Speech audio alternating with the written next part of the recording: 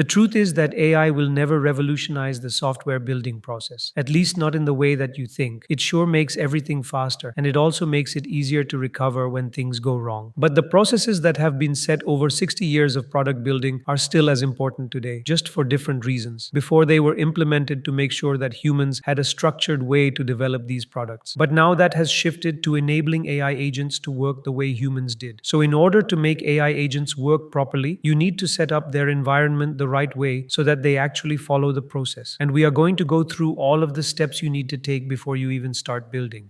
Planning your requirements properly is the most important thing you do before writing a single prompt. This is the part where no matter how good models get, you would need to spend time. Now, there are multiple ways of planning. You can plan your app using Claude Code in planning mode, but its planning is very technical focused, not product focused. As we mentioned in the previous video, that with the way agents are progressing, the planning mode doesn't need to be as detailed or technical and should instead focus heavily on the product aspect, because the new models are powerful and planning has to be different than as it used to be with the early models being not much capable. So instead of Claude's planning mode, you can create another agent to help plan out your app. It contains the instructions for helping build a proper PRD with a template as well to guide Claude on what exactly the requirements are. Once you have set up the agent, you can give Claude a prompt to use it and plan out the app you want to build. It actually loads the planner agent and keeps asking questions until it understands all of the requirements. It keeps on asking questions until you're satisfied with the planning. Now, to understand the MVP, the agent is designed to ask many questions, and at the end, it will ask you if there is anything else that you need in your app. If you do, you can add the things that you want the agent to implement. If you are satisfied with all of the questions and think that the agent has understood the plan, you can just tell it that's it. After the questioning and answering session, it creates a PRD document and saves it to the project folder. This document contains details on all the requirements you discussed. The implementation is divided into phases, and it contains all the key design decisions and everything that is needed for the app.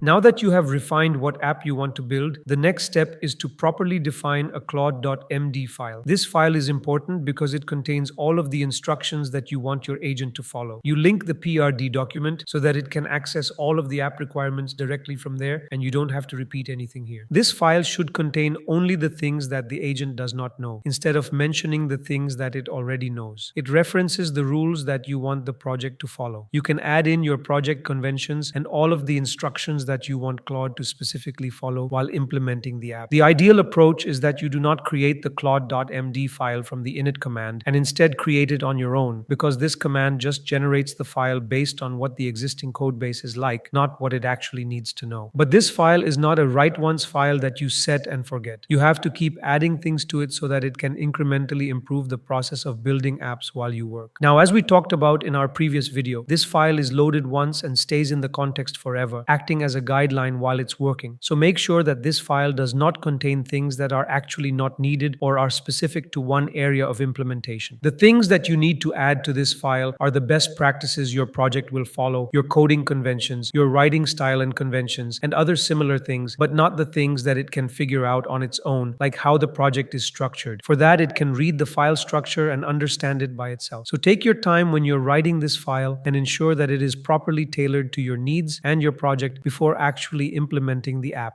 The next thing you set up is your skills, agents, and any MCP you want to use in your project, all prior to actually building it. MCPs are easier to connect. You can just connect whichever external service you want the agent to access and have them installed by running their installation commands. For example, we wanted our backend built on Supabase, so we connected the Supabase MCP to our agent in the project. If you are using Shad CNUI for UI components and Playwright for browser testing, you need to have them all connected prior to building the app so that agents can access these tools while building. But those were just for connecting to external services, and you also need to configure agents. You can configure as many agents as needed. You already have a dedicated planner agent for planning. You can also create a commit agent, which is responsible for committing, running pre-checks, and following conventional commit messages. You can have a refactoring agent that refactors the code and improves performance overall. And you can have a verification agent that uses the tools of the Playwright MCP so that it can verify if the UI and user flow are working as intended, and it contains all the instructions on how to do that. Now, aside from the agents, you also need to configure skills. You can create as many skills as you need, and you can easily create them using the skill creator, which is available on the open source GitHub repo. You can add as many references as you want, and also include scripts so that it can run the script directly and use its output. For the distinction between when to use agents and when to use skills, implement all those workflows that are repeatable and need guidance and references as skills. For example, you can create a front-end skill because it's a repeatable workflow and needs to follow dedicated guidelines consistently throughout the app. Implement agents for tasks that need a dedicated context window. You can also use the front-end skill that's open source and is actively used by the Claude Code's creator himself. You also need to add path-specific rules for particular aspects of your app. These rules define the path to which they apply and include all the instructions needed for implementing that specific part. You can configure as many of these as you like and also link them in your Claude.md so that the agent knows it has to follow these instructions. As we mentioned earlier, Claude.md is for broad principles, so that's why you have path-specific rules tailored to specific parts, so the agent knows what it needs to do for specific implementation. We cover all of these setups and more on building products with AI on this channel. So if you want to see more of this, subscribe and keep an eye out for future videos.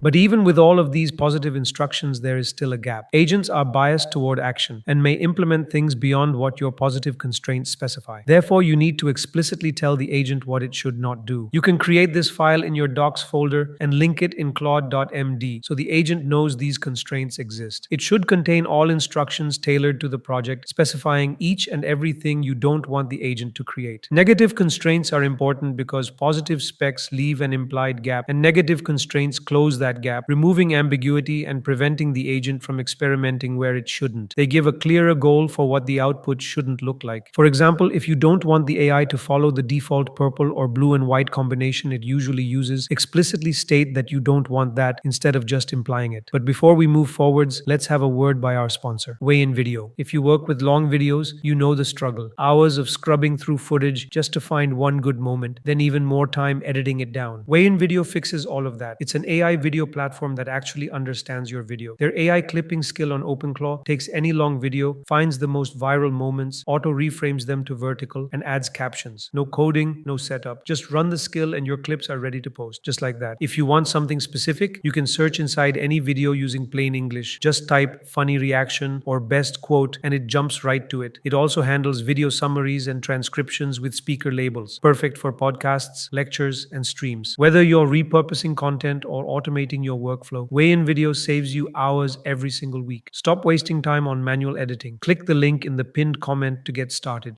Now, this is one thing that most AI frameworks use in one form or another, which is using multiple documents for different purposes. But the core behind all of those documents is the progress and learning document. The progress file is critical because when you are working on a large-scale app with multiple features, the agent loses track of which features it has already implemented and which it has yet to work on. Without this file, the agent has to go back, read the implementation, and compare it against the docs to figure out what's been done. That creates overhead and wastes both time and tokens. So create a progress file where the agent can just look at one place and know exactly where things stand. But tracking progress alone is not enough because the agent also needs to know what went wrong. Therefore, you also need a learnings file where the agent records its errors, what caused them, and how it fixed them. This way, when it encounters a similar situation later, it doesn't make the same mistake twice. Now, since both of these files are meant to be actively updated while the agent is implementing the app, you need to explicitly instruct the agent in the Claude.md so that it keeps adding to these files, improving its knowledge base during the build. Now, these two files are the most essential ones that every setup needs. You can use these when you're building the coding setup for your own. We have also previously made a video that talks about how you can build the frameworks on your own, which you can watch on the channel. But if you don't want to go through the hassle of setting up your own, you can just rely on the coding frameworks because they use different mechanisms for doing exactly that, which you can implement directly. Another common mistake is implementing tests only at the end of development. This is problematic because if you ask an agent to write and implement tests after the features are built, the tests won't be as effective as they would be if written beforehand. When writing tests, you should have the agent refer to the PRD you created and based on that, deduce how the functionality should work. The agent should then write tests from these deduced requirements, essentially reverse engineering the functionality and things where the app might go wrong from the PRD. Once the tests are ready, you can run them at the end to cross-verify if the implementation meets the requirements. The reason for writing tests first is that if you implement implement them afterward, the agent only knows what was actually implemented. It will optimize tests for the features as they exist, not for the functionality as required in the specifications. This can cause you to miss testing features that were specified but not implemented correctly. Because the agent optimizes toward the implemented approach, it may slack on thorough testing, missing edge cases that could have been caught if the tests were derived directly from the specs. You shouldn't give the agent open-ended instructions like test the application, because this way Claude just optimizes for the implementation. Instead, implement proper tests guided by the specs so the agent knows exactly what to optimize for. Also, if you are enjoying our content, consider pressing the hype button because it helps us create more content like this and reach out to more people.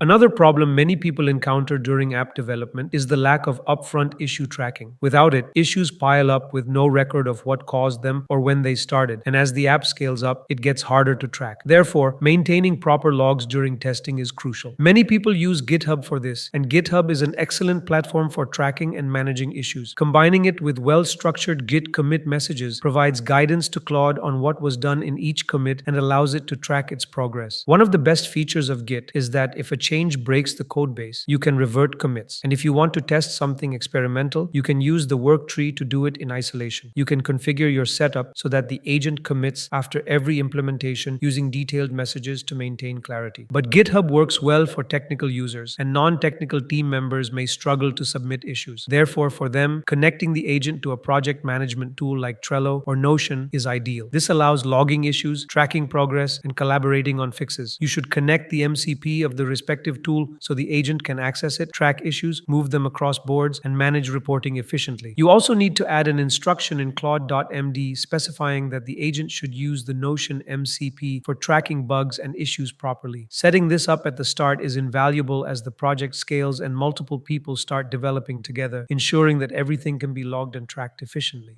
But even if your app works perfectly in testing, AI-generated code is not inherently built to handle multiple users simultaneously. This is why many people find AI implementations underperforming in production. Therefore, you need to prepare for that as well. If you have an estimate, you can tell your agent the expected number of users and that multiple users will be using the app at the same time. The agent should then write the test cases for stress testing the load based on this information. There are multiple testing tools you can use, and you can choose whichever matches your requirements. We used K6 for a Next.js app because it's easy to implement and matched our requirements. You can also use Claude's plan mode here to map out multiple approaches for the app because here we need a detailed technical plan. Claude plans based on the PRD and the approximate number of users you expect to be using it simultaneously. Claude asks multiple questions from different perspectives and clarifies potential issues that could arise in production. This helps the app fail gracefully even if problems occur and ensures the user experience is optimized. Using this mode, you can clarify your intent and have the agent's plan for scalability as well. This plan becomes the final piece in taking your app from an idea to production ready. Now, all these agents and skills mentioned here are available in AI Labs Pro for this video and for all our previous videos, from where you can download and use it for your own projects. If you've found value in what we do and want to support the channel, this is the best way to do it. The link's in the description.